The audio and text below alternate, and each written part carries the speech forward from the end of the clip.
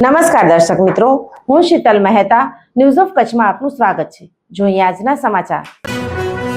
કચ્છમાં વાહન ચાલકો એક મહિનામાં પેટ્રોલ ડીઝલના જુદા જુદા ટેક્સ હેઠળ 256 કરોડ રૂપિયા સરકારને આપે છે। ટુ વ્હીલર કે ફોર વ્હીલર અથવા તો કોમર્શિયલ વાહનો સાથે પેટ્રોલ પંપ જઈને ડીઝલ કે પેટ્રોલ ટાંકી ફૂલ તો કરાવીએ, પણ દરરોજ વપરાતા ઈંધણમાંથી વેટ સહિતના વેરાની રકમ સરકારની તિજોરીમાં કેટલી જાય છે તે આંકડા મોટા છે।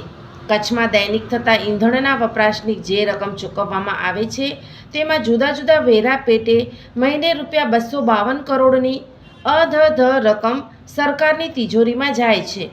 કચ્છમાં કુલ 346 પેટ્રોલ પંપ આવેલા છે અને આ તમામ પંપ ઉપરાંત ઈંધણ વિતરણ કરતી 6 ઓઇલ કંપનીઓ પાસેની ક્ષમતા જોઈએ તો ડીઝલનો જથ્થો 1.38 કરોડ લીટર, જ્યારે પેટ્રોલ 57.78 લાખ લીટર જથ્થો સંગ્રહ કરી શકાય છે। જિલ્લા પુરવઠા અધિકારી અર્શ હાસમીએ ગઈકાલે આંકડા આપ્યા હતા। કચ્છમાં દરરોજ ડીઝલનો વપરાશ 25 લાખ લીટરની આસપાસ રહે છે, જ્યારે પેટ્રોલની ખપત 4 લાખ લીટર હોય છે।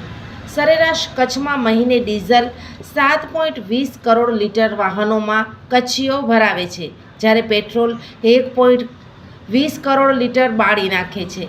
ઈંધણને હજુ જીએસટીના દાયરામાં સમાવેશ કરવામાં નથી આવ્યો, પરંતુ સરકારની અંદાજે 25% જેટલી રકમ વેટ, સેસ અને એક્સાઇઝ ડ્યુટીના સહિતના વેરા પેટે આવક થાય છે। દર મહિને ડીઝલ પેટે ₹216 કરોડ, જ્યારે પેટ્રોલ વપરાશમાંથી 36 કરોડની જંગી રકમ એકલા કચ્છ જિલ્લાના કચ્છી લોકો સરકારને કમાઈ આપે છે। ₹256 કરોડના પેટ્રોલ ડીઝલના વેરામાંથી કેન્દ્ર અને રાજ્ય સરકારની તિજોરીમાં જાય છે। 13.7% ડીઝલમાં વેટ ઉપરાંત સેસ એક્સાઇઝ પેટે કમાય છે, જ્યારે 14.9% ઉપરાંત સેસ અને એક્સાઇઝની રકમ વેરા પેટે કંપનીઓ સરકારને રળી આપે છે।